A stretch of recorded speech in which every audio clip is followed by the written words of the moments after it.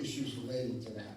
I'm running for sheriff because the current leadership has brought us higher expenditures, archaic and ineffective management, and a host of questionable decisions and behavior. As chief of the MTA, I was aware of what leadership means. Leadership means planning, research, budget, operations, administration, and relationships with law enforcement agencies. We covered 5,000 square miles, 16 counties. We had great relationships with them, from the New York State Police to the NYPD. We worked on a lot of joint operations together, and we were successful in keeping people safe. But most of all, one of the things that leadership means is accountability. Accountability and responsibility. And that will be the hallmark of my administration, not just during the good times, but also during bad times. And that accountability and responsibility goes towards the deputies and the corrections officers of the Putnam County Sheriff's Department, as well as the legislature and you, the citizens of Putnam County. Leadership means being accountable, especially in terms of budgeting, deployment of personnel, and crime strategies and tactics. I believe in spending tax dollars that would directly benefit the public good. Programs and strategies that make us safer and more secure while respecting your rights. I will work with our deputies to identify vulnerabilities and cost-effective, create solutions to these problems. This is about leadership that can identify tomorrow's problems and provide effective and efficient solutions for the future. My administration will be the beginning of a better future for law enforcement and you. Thank you, gentlemen. The first question I picked, I have to say, it was for Sheriff Langley. And unfortunately, I can read the first line, but then that's it. So if this is your card, I believe the name is John, besides your current position, could you come up and write this question a little better? Thank you. The next card we have is for Kevin McConville. What experience do you have running the jail and the civic duties of the sheriff? You have 1 minute and 30 seconds to answer that. It's from Susan Medalley. Thank you.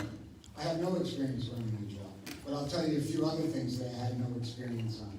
Homicide investigations, 9/11, the London and Madrid bombing and train interruptions in England that we were concerned about, that we're going to bring their way here to Putnam County, into New York City and on our transit system. There are a host of things that I have no experience on. But as an individual with a bachelor's degree and a master's degree from Marist College in criminal justice, and the relationships that I've built with law enforcement professionals and agencies throughout the tri-state region, I don't feel that that will be problematic. The jail is an operation that has to be run efficiently, and you have to be effective with your deployment of personnel. Currently, members of the Corrections Division are working 3 force doubles. This is after bail reform, when the jail population has reduced significantly. One has to ask why. There are solutions available. Albany is part of that solution through the State Commission of Corrections. One needs to get in contact with them, request the accommodations, and then make the proper solution effective in order to manage the jail operation correctly. Okay, we have a 1-minute rebuttal. Sheriff Langley. I just want to be clear on one thing. Nobody in the Putnam County Correctional Facility is being forced to work 3-man doubles. Rikers, yeah, we see that on the news all the time. Putnam County, absolutely not. Okay, we did get that question straightened out, so this is for Sheriff Langley. Other than your current position, what other supervisory experience do you have? 1 minute and a half. I've served with the fire department, started fire service when I was 18. I've served as a lieutenant, a captain, served as a chief. As a chief, I was responsible for budgeting, training, manning, equipment. I also served as a supervisor, supervising deputies on patrol. Prior to deputy sergeants being required on all shifts, the senior deputy was responsible for supervision of the shifts to ensure the shifts were covered, properly manned. I was responsible for supervising trainees to ensure that they received the proper training and met New York State Municipal Police Training Council requirements. I was responsible for signing off on them and certifying them to be fit as police officers with the Putnam County Sheriff's Office. Okay. This question is also first. Oh, absolutely. A minute for rebuttal. Thank you. I'm a graduate of the New York State Municipal Police Training Council Sergeant Supervisory School. I served as a lieutenant, and also during my career I served as a lieutenant executive officer for a number of divisions as well as the Patrol Bureau. That expertise and that experience is incredibly important to managing a law enforcement agency. As a captain of the division, I supervised over 70 personnel. As chief, I supervised 785 members of the department. And that includes meeting with law enforcement officials from every county and municipality in the 14 counties in New York in which we operated, as well as the state level and the New York City level. So I have the experience in terms of supervisory and management skills to manage an organization. Our budget was over $100 million. We were always on or under budget. Okay, this question is for Sheriff Langley. What is specifically your plan to deal with civil unrest, dealing with property damage and violence? Minute and a half, Sheriff Langley. To deal with civil unrest, well, the first thing is to develop relationships with the leaders of these groups that create the civil unrest, to create peace in the community. Everybody has a voice, they want to be heard. Oftentimes it can get out of control. I think during the George Floyd incident, we've demonstrated how we maintain peace and kept civil unrest at bay. We developed relationships with both sides. We had them demonstrating across the street from each other, counter-protesting, but yet we maintained peace and civility amongst everyone. Relationships with the community is vital. Working together is vital. And this is how we maintain peace and defray from civil unrest. Thank you. I have the experience of having served in a police department that was involved in a number of different protests. We had the AIDS activists, we had the WTO, and we had the WHO in New York City, which ended up being very violent. The way you handle a large protest is the way we were trained first and foremost. Law enforcement remains neutral. We take no sides. Our side is the law to make sure that the people that want to protest are able to do so effectively and efficiently under the guidelines of the Constitution and New York State penal law. We did that. We were successful. You meet with both sides. You talk to intel groups from throughout the region to find out what information you can develop on the groups, whether they're violent or whether they're subversive in terms of people infiltrating their demonstrations, and you react accordingly. Thank you. Okay, this question is for both candidates. What is your position on diversity, equality, and inclusion? And will you recommend DEI training for sheriffs, deputies, if elected? The question is from Eileen Riley. Sheriff? Again, like I said, the Constitution is important to me. We are all equal. I treat everybody equally at the Sheriff's Office. Having diversity in the department is important to me. One of the steps I took was to ensure that we bring in a diverse group of people.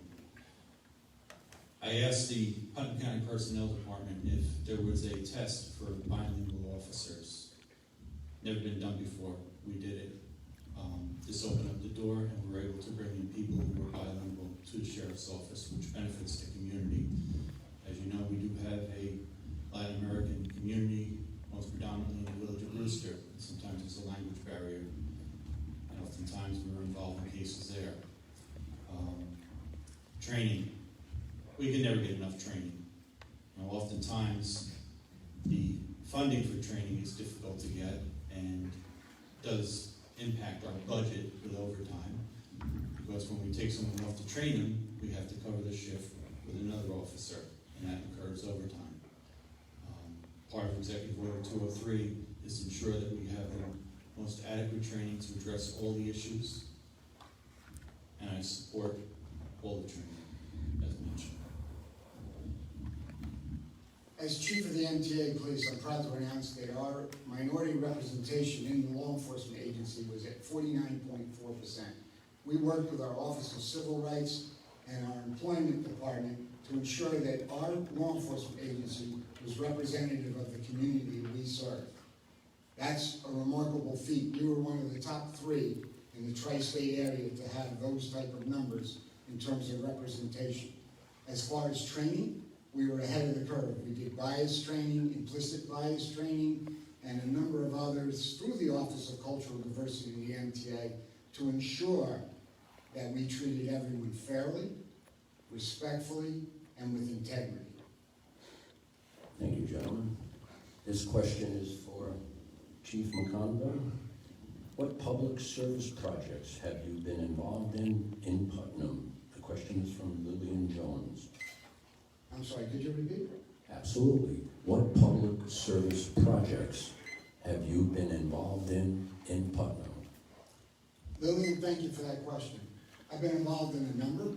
The most recent, which I'm very proud of, we worked with Drug World, a pharmaceutical company in Cold Spring, a pharmacy actually, and we were able to get a small number of volunteers, and myself, my wife, developed a list of 14 nurses that volunteered throughout the pandemic to provide vaccinations to over 5,500 people in Putnam County.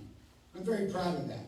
We did that even though we were all not eligible for the vaccine, and it was entirely a voluntary group that was able to put together that vaccine and that pod, point of distribution, at a number of different locations.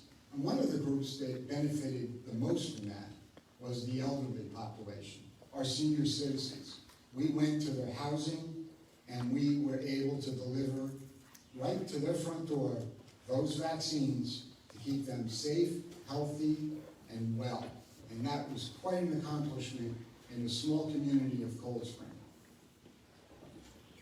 Great. And this question is also for Chief McConville.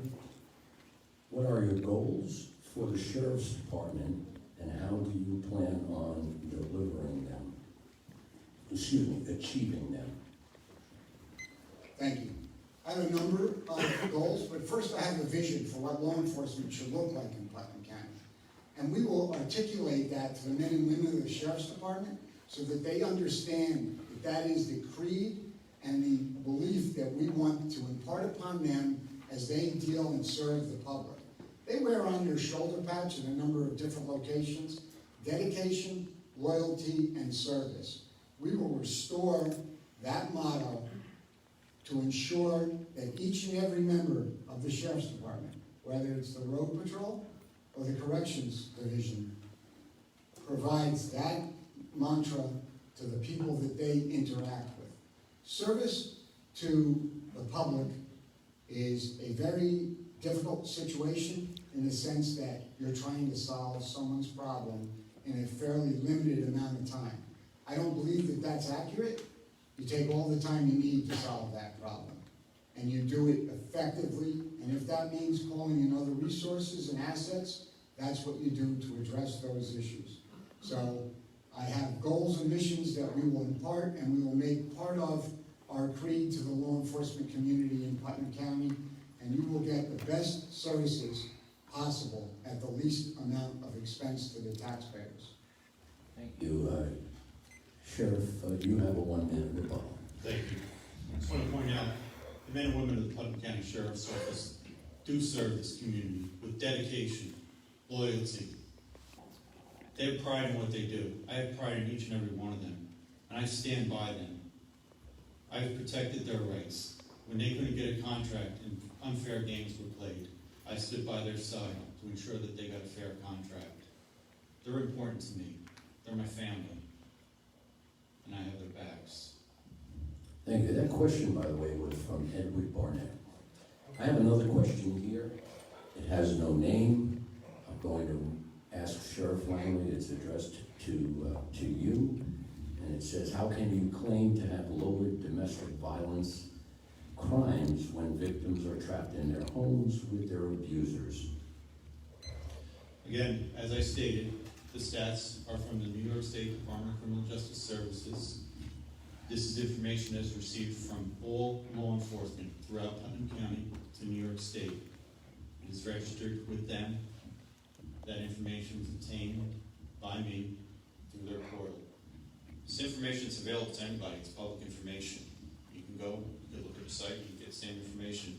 I also developed relationships with Women's Resource Center, a relationship that was severed, that I restored. And working with them has made us better at dealing with domestic violence, and I believe that has truly helped reduce domestic violence in this county. I just want to take a minute. If anyone else has some more questions that they would like to fill out cards, could you kindly make sure you put your name on the bottom of the card? I have another question for you. Would you like to rebuttal? I'm sorry. I got to pay more attention. No Please, problem, that's Chief. fine. So if you go on the Division of Criminal Justice Services website and you look at the crimes relating to domestic violence, county-wide is broken down by county and it's broken down by agency. County-wide in 2018 there were 52. In 2019 there were 72. In 2020 there were 107. Now, if you dig a little deeper and you look at just at the Putnam Sheriff's Department, in 2018 there were 28. In 2019, there were 21, and in 2020, there were 26. So I'm not very good at math, but when I did the math, I came up with a 7.14 increase in domestic violence. So I think that figure needs to be checked again by the sheriff. And also in my discussions with DCJS, the uniform crime reports have not been filed since April of 2021. So the numbers are behind due to a failure to file that. Gentlemen, thank you, by the way, for paying attention to our timekeeper. You guys have been real great at that. Sheriff Langley, this question is for you, and again, I apologize, there is no name on it. How do you handle complaints against your deputies, and what process do you follow? A minute and a half. Okay, all complaints, whether it's to say the deputy did a great job, not everything has to be a complaint. Or if it is a complaint on the deputy's performance, we have a performance evaluation that's up to the public through our web portal, or they come to our office and fill it out. Complaints can be received anonymously or with your name attached to it, which would enable us to follow up even more on a complaint that's made. The complaint is submitted to a supervising officer to conduct an internal investigation into that complaint to find out, is there merit to this? Do we need to take action on this? If the complaint has merit, the appropriate course of action is taken. Depending on the severity of the complaint, it could result in termination. It could result in extended probation. It could result in loss of some vacation time. It could result in a letter of censure. It could result in administrative counseling. Or it could result in supervisory counseling before it reaches the administrative level. Okay, it depends on the nature of the complaint, and it has to be dealt with accordingly. Here's how I would do that. All complaints get investigated. Executive Order 203 in June of last year articulated the methods by which the public could submit complaints. There were a number of changes. It could be in person, it could be in writing, or it could be via email. Nonetheless, each and every one of those complaints needs to be investigated. Why? That's an internal control process for a law enforcement agency. And where appropriate, you take corrective action. One of the things you do as you look at these complaints, you look at your policies and procedures to ensure that your policies and procedures aren't causing the members of your law enforcement organization problems and sending them down the wrong paths. So I take personnel complaints, as we call them, very seriously, and we will meet with the complainant if it's possible, if the complainant files a name, if it's an anonymous complaint, we're still going to investigate that.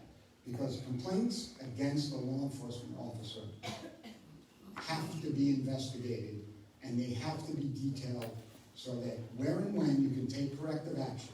And corrective action covers a host of different things that you can do, but you must look internally first to see if it's your policy and procedure that is causing a problem. If not, you address it through corrective training. Thank you. Thank you.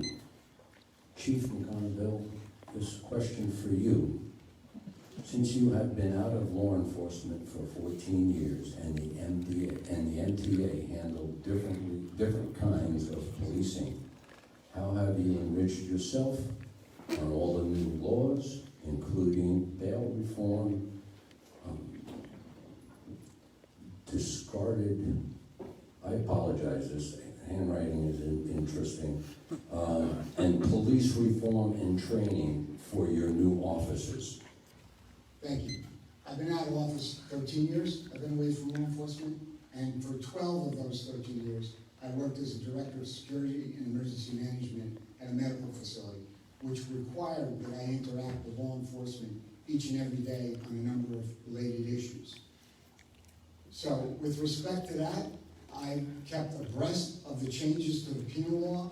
I've read the police reform statutes, and I'm familiar with bail reform. In 2019, I authored a letter to the editors of various newspapers in Putnam County warning what bail reform would do because of its draconian effects and impacts in the implementation process. It went from one extreme to completely the other. Bail reform should have been done incrementally to see what was working, how it's working, and why it either working or not working. That didn't happen. We went from arrest and confinement to virtual release. And as you can see in our neighboring counties, if you look at the crime stats, crime has significantly dropped throughout the 5 counties covering Putnam County, significantly since 2016. Bail reform is not the reason. There are a number of other reasons, and I'll get into those in a minute. Sheriff Langley, 1 minute rebuttal. Yeah, I just want to point out that I've been in office. I've been leading the sheriff's office and managing the sheriff's office and supervising 160 members. And bail reform is one of the things that took place under my leadership. I stood up there in Albany with the Sheriff's Association, lobbying our senators and our assembly against bail reform, against discovery reform, against 50A. These laws have greatly impacted how law enforcement operates. Come catch and release. I don't agree with it, I didn't support it, and I still don't support it. All right, this question is from Dan, and it's for both of you. With the recent rise in violent crime in New York City, if you were sheriff, how would you improve things? Why don't we start with Chief? Thank you. First meeting I would have would be with all of our associate law enforcement agencies, Town of Carmel, Town of Kent, Village of Brewster, and Village of Cold Spring. I would then meet with the New York State Police and any other law enforcement agency that has jurisdiction that comes through here. Additionally, I would speak to the intel units to gather intelligence from New York City in terms of what crime trends and patterns that we would see potentially eking their way into Putnam County. We see it right now with the 40 cars that have been stolen and over 110 cars that have had property stolen from them. And to say, lock your doors, that is not a crime strategy. That's a public service announcement.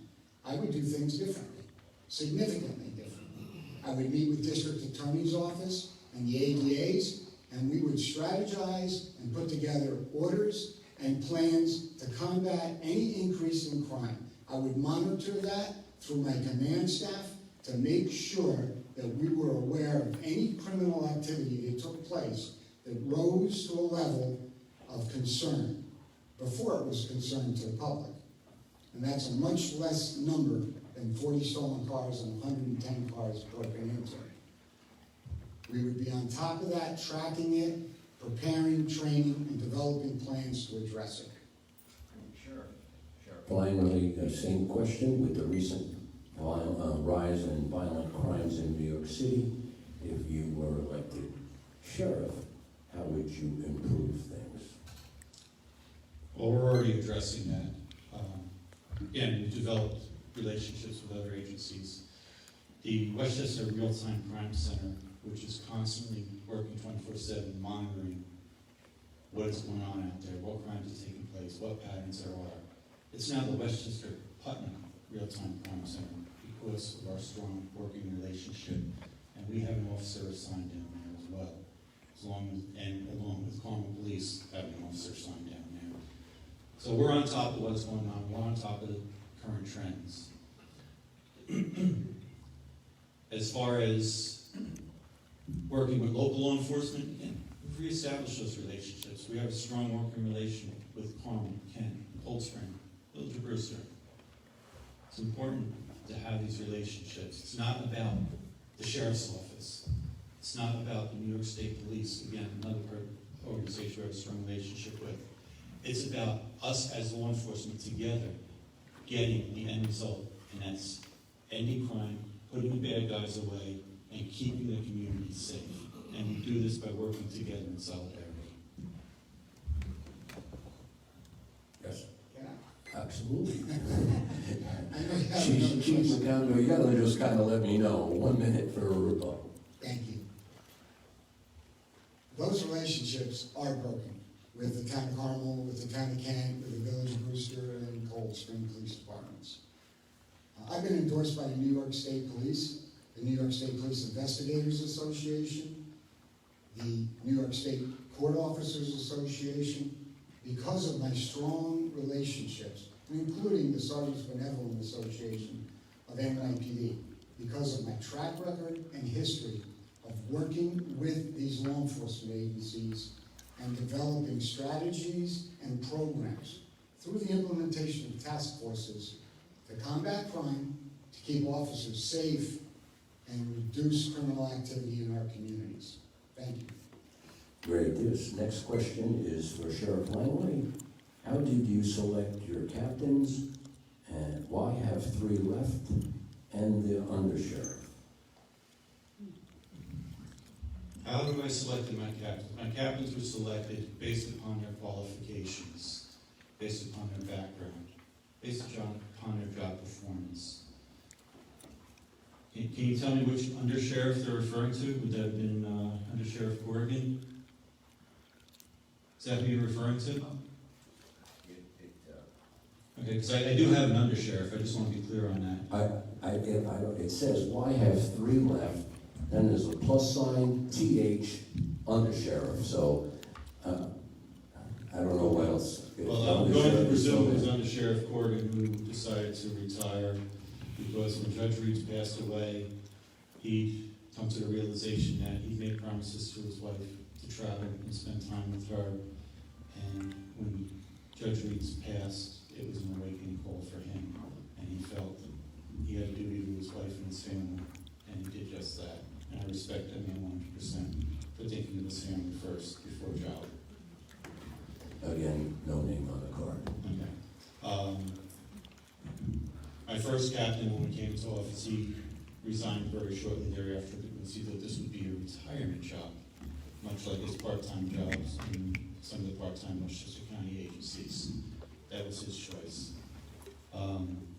With the legislature defunding the police time and time again and restricting our budget more and more, and yet with us overcoming, the other captains resigned because of those reasons. Thank you. You don't have that? Oh, yes? Okay. I don't know. I'm waiting for the little wave over here. Chief McConville, go ahead. So, One here's minute. how I'm going to select my command staff. I'm going to have a transition team. They will accept applications from individuals that meet the qualifications to be a captain or above in the Putnam County Sheriff's Department. They will interview those. These will be professional law enforcement officers that do that will be high-ranking from their former jobs, that put together a list of people to be interviewed. I will meet with them. I have a vision of what I want. It's simple, the best and the brightest. None of my friends, nobody's been promised a job, or any secret deals. There's no text messaging, there's, hey, I knew you from high school, or I went to elementary school with you. There's none of that. I want the best command staff we can put together. And that includes potentially some of the people that are left. I think there's 2 or 3 captains left in the Sheriff's Department. I will meet with them, find out what worked, and ask them to apply if they're interested. Sorry, Ken. Thank you. Ladies and gentlemen, we have 3 more questions left. And the choice is up to you. We can all listen to closing statements and go home early. Or if you'd like to take a minute or 2 in the back or over here and fill out some more questions, please put your name on the cards and we'll be happy to go to our regular scheduled end time of 9 o'clock. Thank you. Okay, so this is for Chief McConville. What do you plan to do differently in the Sheriff's Department than what is being done now? And I only have a minute and a half? A minute? A lot of things. Strategy, supervisory programs, leadership development, training, and community relations and intergovernmental relationships, not with just the legislature, but with the towns and villages in Putnam County. That hasn't happened in I don't know how many years. We will assign personnel from the rank of captain up to attend meetings, to be the liaison to these community governments, these community groups, to ensure that we have towns and villages, as well as at the capital, to make sure that we are addressing issues. Because problems in Putnam Valley aren't the same problems in Southeast.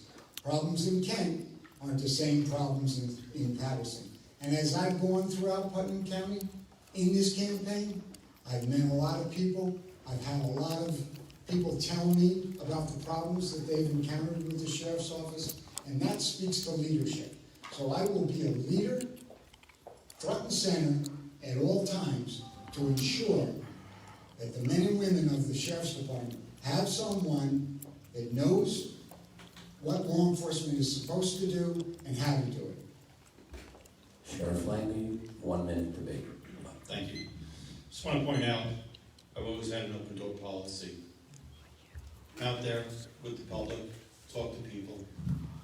I don't hear these complaints. Nobody's come to me and make these complaints. Matter of fact, all I hear is positive reinforcement of the work that the men and women of the Sheriff's Office are doing for this community. The change in the atmosphere, that these officers are approachable.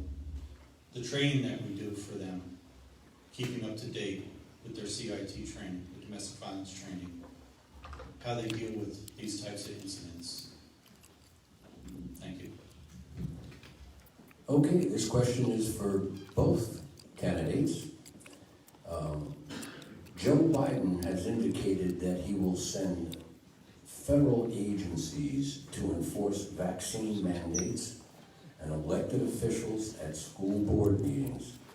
How do you respond? This question is from Frank Zabella. Chief McConville, would you start? 1 minute and a half. I think that's despicable and it's unnecessary. I think as a law enforcement agency, we can handle that and enforce constitutional laws. I think the federal government is overreaching by attempting to do that and have weaponized the Department of Justice through the FBI with that maneuver. That's disgusting. In the Constitution, the First Amendment gives you a number of rights. Free speech is one of those. You can go, and you should go to your school boards and voice your opinion. However, when that opinion turns to violations of the law, which are threats and so forth, that's when local law enforcement can step in and take the appropriate action. There's no need for the FBI. They have more serious things to concern themselves with than what goes on at a school board meeting. I think that is completely outrageous, and people should be upset about that. The mask mandate is a whole nother ballgame. They've not declared an epidemic with that, so there are limitations constitutionally that they can and cannot do.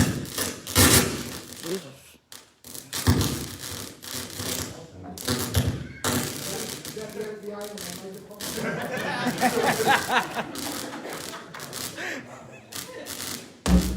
Holding the time. Yep, good to go. It's just a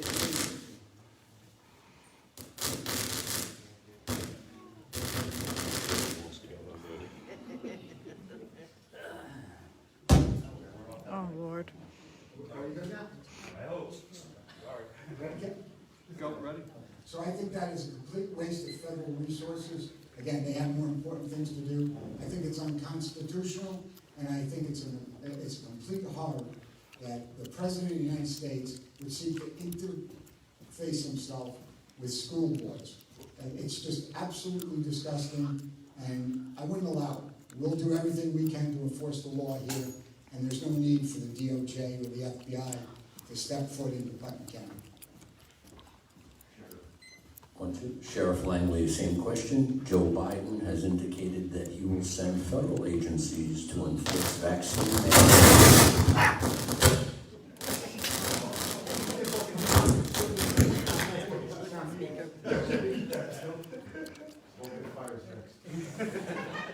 Can everybody hear me? Yes. All right. So, I'm going to have to agree with past chiefs and Carmel. I'm a constitutional sheriff. I'm a member of the Constitutional Sheriff Chiefs Officers Association. 14th Amendment is the first amendment that comes to mind. Your personal autonomy. Right? You have a right to your body. It's your body. You have a right to your opinion as well, and I'll give you that under the First Amendment, under freedom of speech. The masks, even when that order came out, it was said, this doesn't have any teeth to it. We can't even enforce it. You know what? Again, it is your body. If you want to wear a mask to protect yourself, that's your choice. But to force everybody to wear a mask, the Constitution comes into play. To force vaccines upon us, the Constitution comes into play. This would be like saying, we're going to sterilize people. Okay? Look at the Native Americans. How many were sterilized? Because they may have chose to go to a clinic and they were sterilized. Can't do that. It's their body. You, as a government, do not get to make that decision. We, the people, have our rights. And I will protect your rights. I would not allow that to happen. This question is for candidate McConville.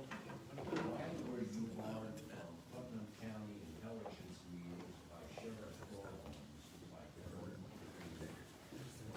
Can't hear you. Can't hear it. Okay. This is a question for candidate McConville. Why were you barred from Putnam County intelligence meetings by Sheriff Thornton? And this question is from Erin Lee. Obviously, thank you for that question. It's completely untrue. I was never barred from any intelligence meetings with Sheriff Robert Thornton. At that particular time, when Sheriff Thornton was the sheriff of Putnam County, I was a lieutenant working in different districts. I did not work in Putnam County, so I had no need, no inclination to attend any intel meetings in Putnam County. Thank you. All right. That was high. Both candidates. Question. How many debates will be held with both candidates attending? This question is from Ed Barnett. I don't have an answer to that. I hope you do.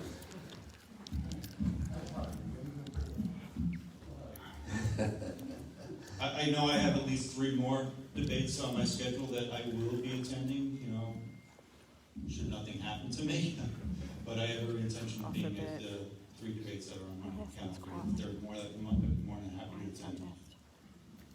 McConville? Thank you. I'll attend as many as I can based upon my calendar. I know that we've had conflicts in the past, and the organizers of these debates or the Meet the Candidates events have been informed that I missed one, I believe, so far, but I have a couple on my calendar that I'm more than happy to come and exchange my ideas and my vision with the public and the voters. Okay. Again, this is for both candidates. With the legislation of recreational marijuana, what testing is currently utilized to determine drug levels when erratic driving is observed or a traffic accident has occurred? I don't care. Chief Candidate McConville, if you want to start, that's great. Thanks. Absolutely none. Nothing exists. They passed this recreational marijuana law, and nothing for the field officer exists in order for them to make a determination whether testing. What the officer has to do is use his driving while intoxicated training to state that the individual that he stopped seems to be driving while under the influence of drugs. Right? So there are vehicle and traffic sections in the current vehicle and traffic law that allow for the application. There's no physical test that you can give unseen in the street in the middle of the night at 10 p.m. or 4 a.m. for an officer to make a determination that an individual has been using drugs.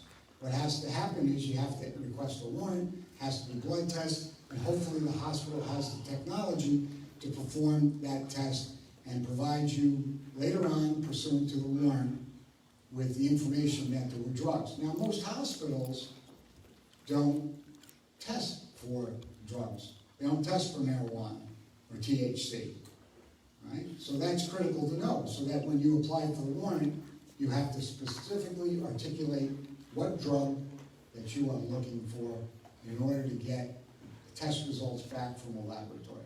Thank you. Would you like me to read the question again? Sure, go ahead. Just don't positive what it said. Yeah, well, we'll have to struggle through it there.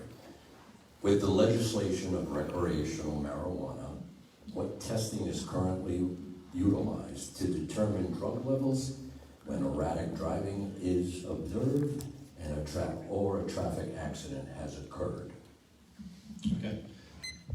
First off, you have your standardized field sobriety tests. That will give you an indication if someone is impaired. Now it's incumbent to determine, is this an alcohol impairment or a narcotic impairment or marijuana impairment? If there's no presence of the odor of alcohol, then we would call in a DRB. This is a person who's specially trained to identify the presence of any type of drug substance in their system. It would be their determination if this person is impaired by marijuana or another substance. And part of that training is they have to identify the substance that somebody is impaired by. Upon that determination, they're taken into custody. Much like a DWI arrest, you don't need a warrant. You give them a standardized reading that they're under arrest for driving while ability impaired by drugs. You have the right to refuse to submit to a chemical test of your blood. And it goes on. And they can refuse that test. If they refuse that test, it goes to a DMV hearing. But you do not need a warrant to secure that test. No different than a DWI arrest, and there is a way to determine if there is the presence of a drug in your system. However, with the testing, the THC levels, there is no known specific level of THC to determine does this level or this level impact their ability and make them impaired. So this is something that, again, is going to have to be worked out through the system. Thank you. Candidate McConville, this question is from Alice for you. Why did you leave your job at MTA and hospital? I retired from the MTA police in 2008. I believe it was January 14th to accept a job at NYP Hudson Valley. Why did I retire from the hospital? To prepare myself for this run and this candidacy for sheriff of Putnam County. Thank you. Okay, candidate McConville, this question is also for you. You twice ran against Sheriff Smith after Smith publicly admitted to lying about Adam Levy. You then openly endorsed Smith. Did that mean you cemented Smith's behavior? Cemented? Now, I supported the Republican candidate for sheriff.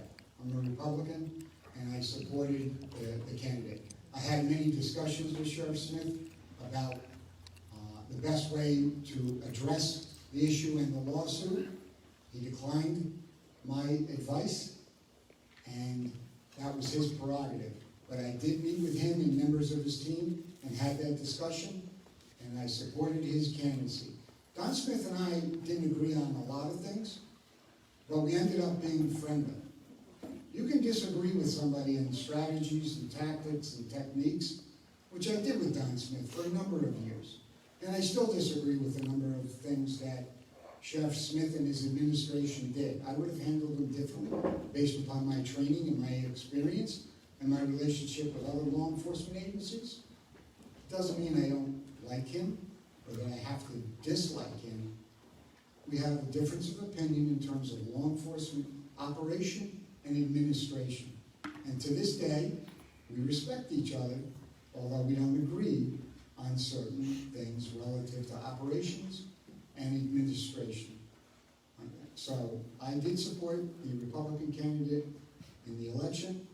That candidate lost. That's what brings us to this stage today. Thank you. Okay, this question is from Jean for both candidates. We'll start with Sheriff Langley. As sheriff, how would you deal with an adversary legislator regarding funding and overtime for deputies?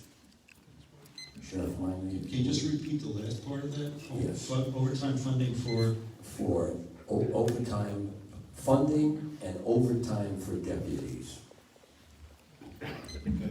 Well, the first thing I looked at is the historical use of overtime in the department. And historically, the overtime has been higher than what I am currently budgeted for.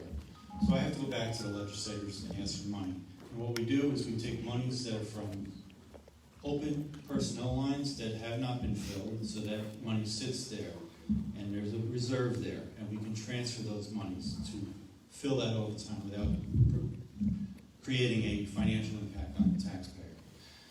Now, the legislature has a fiduciary responsibility to the taxpayer. Part of fiduciary responsibility is to protect the taxpayer's funds. The other part of fiduciary responsibility is to invest. Investments don't always have a return. Your investment in public safety doesn't have a return. This is to protect the community. This is to provide 911 services, sheriff's department services for law enforcement, the jail. That is part of the fiduciary responsibility. I have never gone over my department budget. Have I gone over on lines? Yes, but we've moved money from other lines, much like every other corporation does, every other county government does. But I have never exceeded my departmental budget. I have done more with less as the sheriff. Same question, candidate McConville. Thank you. First thing, you have open positions in the budget, fill them. Call for the list, hire, interview, perform the backgrounds, and hire personnel, and look to fill those. Second, when I was chief of the MTA, on a monthly basis, if not more frequently, I was required to go into the MTA board, along with the MTA chairman, and provide reports, okay? Those reports detailed not only our activities, but our overtime expenditures. I would take 6 briefing books into those meetings with me, and we would provide answers to each and every question that was asked. We broke down our budget so that we could account for every expenditure. Any new expenditure that I wanted, I performed zero-based budgeting process to request that. You start with zero, and you justify the expense and the rationale for it.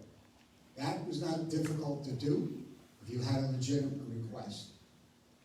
The transfer of over $215,000 in the last 4 months alone by this sheriff from the jail operations budget to road patrol to cover overtime is excessive. I never transferred any money anywhere near that amount to cover any overtime expenses. As a matter of fact, we were on or under budget with our overtime expenditures. Sheriff Langley, 1 minute rebuttal. Thank you.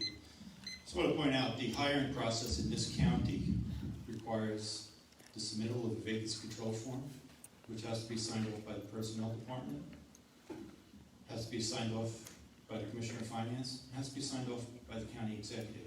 If it doesn't receive those 3 signatures, I don't get to fill those positions. I don't have authority over the county executive. I'm a law enforcer, I'm not a lawmaker. If those positions are not returned to me, I can't fill them, so that money sits there. Why not use that money to keep this county safe? Why not budget realistically when it's presented to the legislature and the county executive? Why must they defund the police? Thank you.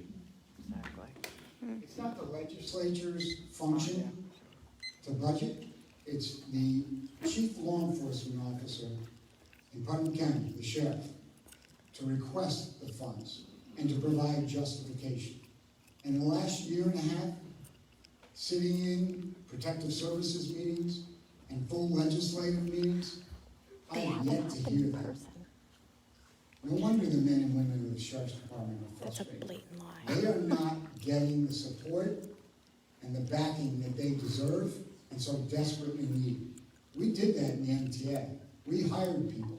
And you know what? If you have to get 3 signatures on a piece of paper, trust me, I'll be outside your door each and every day for as long as it takes to get that signature. And that will occur.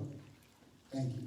All right, this question is from Erin, and it is for candidate McConville. In your letters to the editor favoring D.A. Levy, you had concern about Tendy's election being cataclysmic to the justice system. We know now you claim that Tendy had the backing of the Republican machine. How do you feel your current relationship with the Republican machine will influence your behavior if elected? First of all, I don't consider the Republican Party to be a machine. It's a party. And within parties, we certainly encourage differences. And at election time, we work very hard to ensure that those differences don't split us or cause problems. And once former District Attorney Adam Levy lost the primary to Robert Tendy, that was over. We went on to the general election supporting Robert Tendy, who's been elected twice as District Attorney of Putnam County. My relationship with him is good. It spans a number of years. Before, when he was a criminal attorney, and we had a lot of discussions about different cases and case decisions and Supreme Court rulings. So I have no fear in my relationship with Robert Tendy, nor do I with anyone for that matter. Differences are what makes America great. We should encourage them, we should respect them, and most of all, we should respect each other. Thank you. Yes, Sheriff. Yeah, I just want to be clear on my relationship with the District Attorney's Office, specifically District Attorney Tendy. When I came into office, we sat down together, we spoke. Since that day, we've had an open relationship, discussing cases. My office has a problem with somebody in his office, or his office has a problem with someone in my office, usually because of a breakdown in communications. We address it. We work on cases together, we discuss cases, we make sure that his office has airtight cases to prosecute. It's important for the sheriff's office, specifically me as a sheriff, to have a good working relationship. I support District Attorney. I think he's a great District Attorney for this county. Thank you. This question is from Michelle Patterson. Thank you for a neat handwriting that I could read. Thank you. It is for both candidates.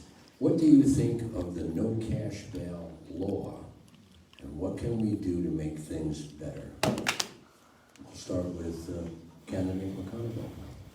I'm not in favor of the no bail, the bail reform law. I think it's had adverse impact, not only here in Putnam County, but throughout New York State. You can see the number of recidivist crime activists that have occurred and the actions of those.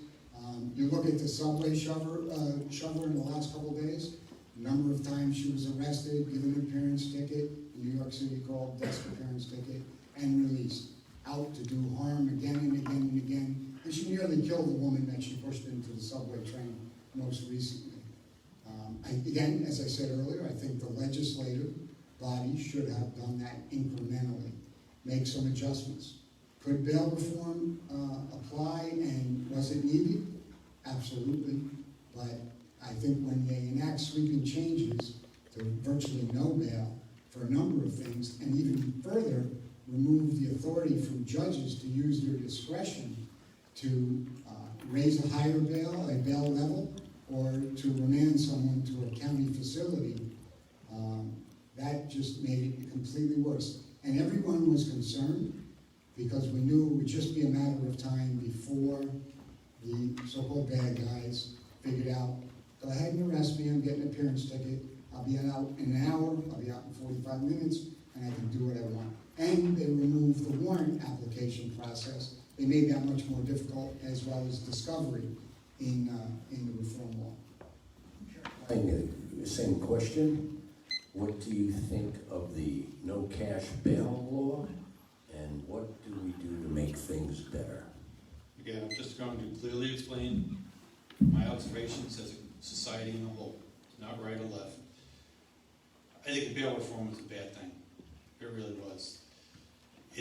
It's a joke. It's catch and release. This is what you hear from them. It's catch and release. I'll be out of here before you finish your paperwork.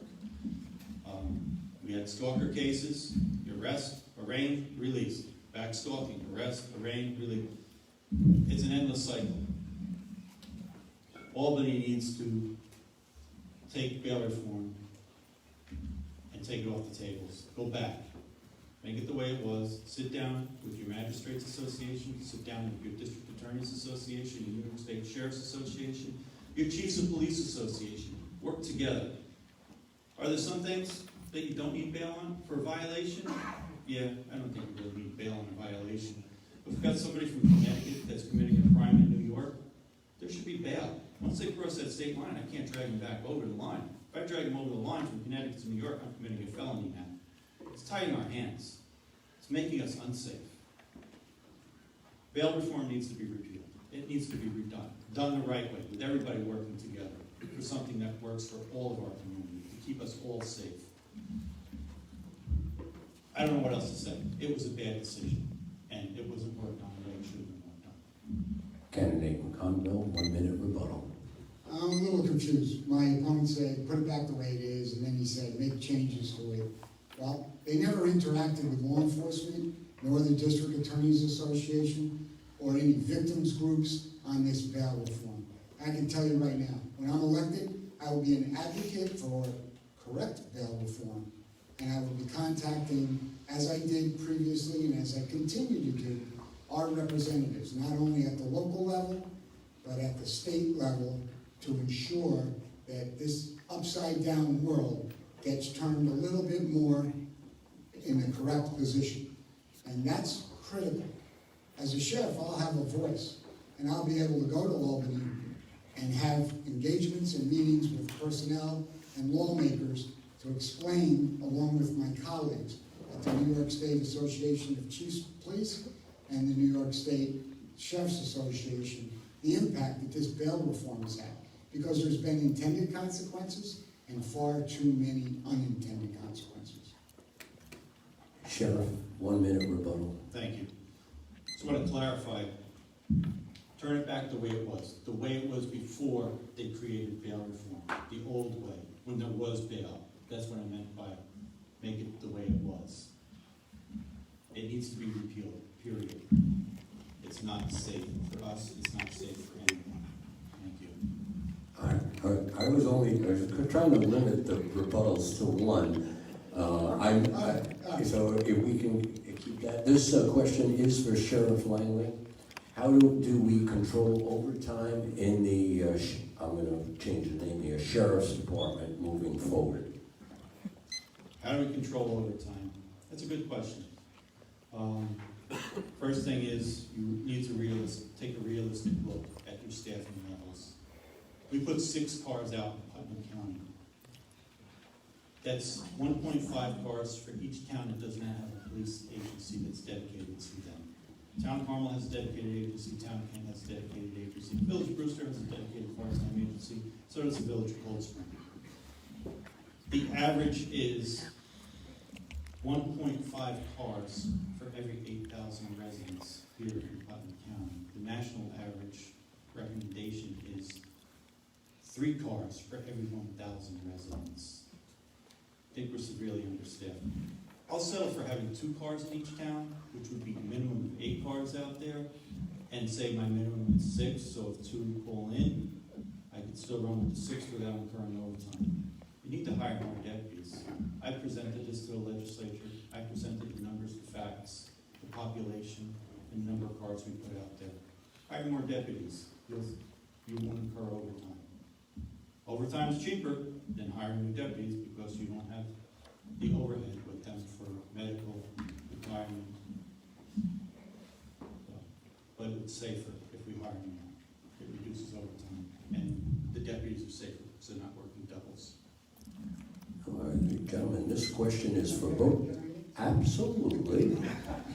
A rebuttal for 1 minute. So how do you manage the budget? You manage the budget. You manage, okay? You look at your crime statistics. You do a data analysis to see when crime is occurring. And you deploy by scheduling personnel to meet that activity. You follow the terms of the contract in terms of giving people days off and vacation and personal leave and those sort of things. And if you're a little strapped, if you can't get personnel, you talk to associate law enforcement agencies and you say, we're short tonight. We'd like to have X number. We have Y. Can you help us out in this particular area? State police do it all the time. We did it with the state police, and we continue to do it to the state police as I was the chief of the MTA police, and it continues to this day. So you work with law enforcement agencies, but you manage your budget. You develop a budget based upon that expenditure so that you're prepared for it. Okay. This question is for both candidates from Rachel. How do you plan on resolving the issue of drugs in the county and in the schools? And we will start with candidate McConville. Thanks. Thank you very much. So the school resource officer program is in place in a number of schools in Putnam County. That program has to become more robust. There has to be more interaction by members of that unit within the schools in terms of teaching, in terms of developing intelligence and information, and then that information and intelligence has to be relayed back to either the narcotics unit and or the patrol bureau to ensure that appropriate action is taken. The opioid deaths in 2019 were 18. Last year, 2020. In 2019 they were 18, in 2020 they were 16. They've only been reduced by 2. The non-fatal overdoses remain at a 40+ level. So drugs are still a problem. They're not going away. And with a lack of enforcement at the southern border, you're going to see an increase in the amount of drugs that are coming across the border to be sold here in the United States. And as part of that increase, they'll end up here in Putnam County because they are synthetic and they are inexpensive. And there's a lot of money to be profited from by bad people that want to sell our children these drugs. We have to take a more proactive step, and that begins in the school with our school resource officers, our Bureau of Criminal Investigation, and an intel unit specific to Putnam County that coordinates with associate agencies. Sheriff Langley, same question. How do you plan on resolving the issue of drugs in the county and in the schools? Our school resource officers are very active in the schools, and they are involved with education, with the students in the schools. So that was offensive to those officers. They do an outstanding job in drug education for the students throughout the county and all the schools they work in. As far as the other end of it, dealing with it in the community, again, we work collaboratively with our local law enforcement, our adjoining agencies. We have 2 investigators that are assigned to the DEA. With bail reform, catch and release, every case that we can, we take federally through the DEA to ensure proper justice, to get the dealers off the streets. This is serious, it's a serious problem. Okay? Opioid epidemic, it's not over. We still have people that have abuse issues. The death rate is down, but the use rate is still there. That is the next goal, is to target people who suffer from addiction and work towards that. Get the drugs off the street. Our narcotics enforcement unit is doing that. They're making arrests constantly. These are cases, they take time. You have to build the cases. It's not just a buy-bust operation. We build good, solid cases. And again, our partnership with the DEA, that's the route we go. Some cases go locally, but every case we can, again, I emphasize, we take it federally. Candidate McConville, a 1-minute rebuttal. Thank you. The move to take the case federal, while sounds good, it actually detracts against what's going on in the community. Because most of the drug dealing is local. You have to identify the sellers and the dealers and the holders. And you have to go over those people that are bringing it to the community and distributing to other people to sell the drugs. And you do that by working with various law enforcement agencies that have narcotics task forces, and you utilize their information, their expertise, and you work with their personnel to address the issue locally. And to say that the school resource officer program is robust, that's just hurtful, because it isn't. There are a number of schools where the SRO is not allowed to teach or interact all that well with the student body or students in the school program. And that is a sign of a lack of leadership. You have to identify that and address it. Sheriff Langley, 1-minute rebuttal. Thank you. Just so you know, we keep these cases locally, depending on the severity, depending on how many times they've been arrested for narcotics dealing. They can serve under a year. They may get sentenced to state time, maybe 2 to 7. Federal charges are a minimum 10-year sentence. That's pretty substantial. Do you want them back in the community? I don't want them putting poison out there on the street for our children, for our family members. We want justice for our community. We want to keep our community safe. We want to keep our streets clean. We want to help those who suffer from addiction and get the drug dealers out of our community. Thank you, gentlemen. Mike, I'm hoping that Rachel's question about drugs is suffice to your question. Okay, thank you. I'm going to move on to the next one. Sheriff Langley, who dispatched, authorized, and desired you to strip Putnam assets to invade Danbury by Cathay? To invade Danbury. Yeah. That's what it says. Okay, it's all right. I don't know how to respond to that based on how it's written. To invade And by the way, Danbury. gentlemen, you're happy to look at all these questions that I have been putting on my little book here. Sheriff Langley, for you, please identify the top 2 recommendations from the recent Putnam Police Policy Review that you have successfully implemented. And that question is from Carla. Okay. Well, the first thing is I'm working with the community of color, with their board. I provided them with the materials that they have requested, so as we can work collaboratively together on our policies to better serve our community. The other thing is we've started a pilot program with body cameras in the sheriff's office. Absolutely. Thank you. So, here's what didn't happen.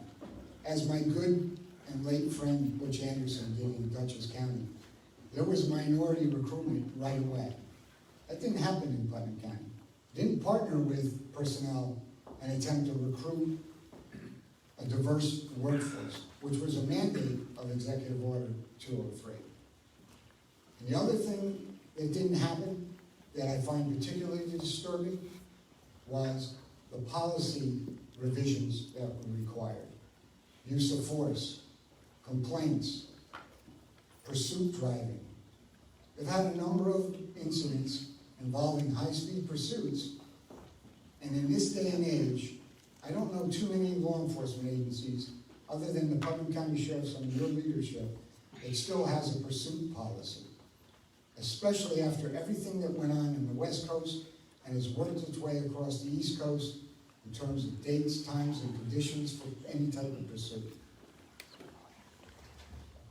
Thank you. We have no more questions.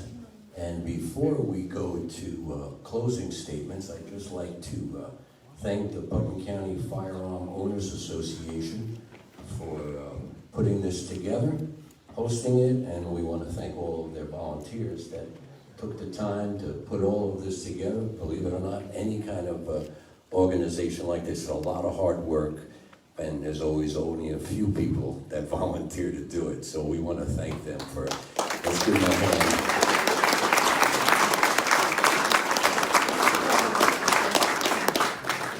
And again, just one last thing before we move to closing statements. Election Day is Tuesday, November 2nd. And early voting starts Saturday, October 23rd. And again, on your way out, if you didn't pick one on the way in, grab one of these voting cards, and it tells you the times and locations of early voting. So gentlemen, I hope we're all ready for some closing statements, and we're going to allow the incumbent to go. First, Sheriff Langley, if you would, 4 minutes for a closing statement. Thank you. I think our leadership speaks for itself and what we've done during my tenure as sheriff. We've reduced crime, we've reduced opioid-related deaths, we've reduced domestic violence incidents. Our policies meet state and federal mandates. Our use of force policy is always being adapted to the changes in law. It's been updated. It was submitted to the panel during the process of Executive Order 203. It's changed several times since then to meet both state and federal standards. Pursuit policy. Hate to think what would happen if we didn't have a pursuit policy that set guidelines, what you can do, what you have to do. Somebody committed a homicide and was fleeing a scene and was right in front of you as an officer. Nope, we're not going to pursue that person who's a threat to society. There are levels which you should pursue, which you should not pursue. We do have a pursuit policy. We train in that pursuit policy. And again, that policy has evolved and changed with the times. Opioids. Nobody's immune from opioids or addiction. It's something that we all have to be compassionate about. It's something we have to address. It's an addiction. We do that. We work with the community organizations. We work with Hope Not Handcuffs to help the people of this community. Narcotic sales, we address that. We go after the dealers. We put them away. Mental health is another national crisis. It's not often talked about, not often mentioned. It's usually a root cause for a lot of problems in our society. Sometimes it's violent crimes. I think of my deputy responding to a mental health call who was stabbed. I hate to think what would happen if we ran understaffed by moving deputies to other shifts, to have more staffing on another shift and less staffing on a day shift. You never know what can happen out there. Nothing is routine. Pull the car over. Could just be somebody on their way to work. Or you can pull that car over, it could be one of the people that just broke into a car and stole somebody's firearm that they left in their car. And they're shooting at you. Much like what happened in Westchester County, when they engaged that vehicle and they started discharging from an AR at the police. Nothing is routine. Nothing is the same. You never know. It's important to have proper staffing on all shifts and not jeopardize the safety of the men and women out there that are protecting you. Thank you. Thank you, Sheriff Langley. Candidate McConville, if you have 4 minutes for your closing statement. Thank you very much. Again, I too would like to thank the PCFOA for hosting this debate, and Felix and the Hudson Valley Shooting Sports for being generous enough to let us use their facility. One thing that you'll never hear me say is Putnam County is safe. Can you ever be safe enough?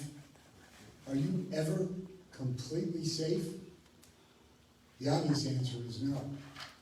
There's always law enforcement work to be done to continue to make you safe. And again, since 1985, from Sheriff Robert Thorburn, Putnam County has always resided in the top 20 of safest counties in New York State. With that being said, there's a lot of crime going on here. The last year alone, 40 cars stolen. 40 cars. That's 40 families that walked out of their house in the morning and had no car. And 110 families that walked out of their front or side doors and found property missing from their vehicle. And what's been done? Nothing. Absolutely nothing. There's been no strategy to that other than a public service announcement to lock your doors. That's unbelievable. This is a clear choice. There's a choice between looking forward or remembering. I have the leadership, the abilities, the skills, and the knowledge to bring this law enforcement agency, the Putnam County Sheriff's Department, forward, to work collectively and collaboratively with associate law enforcement agencies whom I already have a very good relationship with to make it better and to make you safer. Because at the end, it's all about your safety. I want to talk about deployment and personnel responding to calls. That's training, and it's you look at the crime and you deploy based upon that. If it calls for 6, well, obviously you're going to try to get 7. If it calls for 7, you might want to try to inch that up to, because can you ever have enough? No. But you use the data to do that analysis. Why do you do that? The Real-Time Crime Center does data analysis. Are you looking at that and figuring out what trends and patterns exist? The answer is no. Are you talking to other intel units in law enforcement agencies and finding out what crime patterns and trends and strategies exist there? The answer to that is no. Are you talking to the New York State Police, who have a wonderful crime analysis center in upstate New York that constantly breaks down crime, trends, and patterns? And are you talking to them to get information and intel? Are you talking to their intel groups to get information, to develop a list? Are you talking to the people in Hartford, Connecticut, where these so-called idiot kids, as they were most recently called, are coming from? No. Are you talking to Bridgeport? The Bridgeport jail has one of the best intel units in the state of Connecticut. It's unbelievable with the data that they can provide you relative to criminal trends and patterns. I've worked with that intel unit. We've received actionable intel from that agency, and we've made some outstanding arrests with that. So the choice is clear on November 2nd. Vote for me for a professional, responsible, accountable law enforcement agency here in Putnam County. Thank you very much. Let's thank the candidates.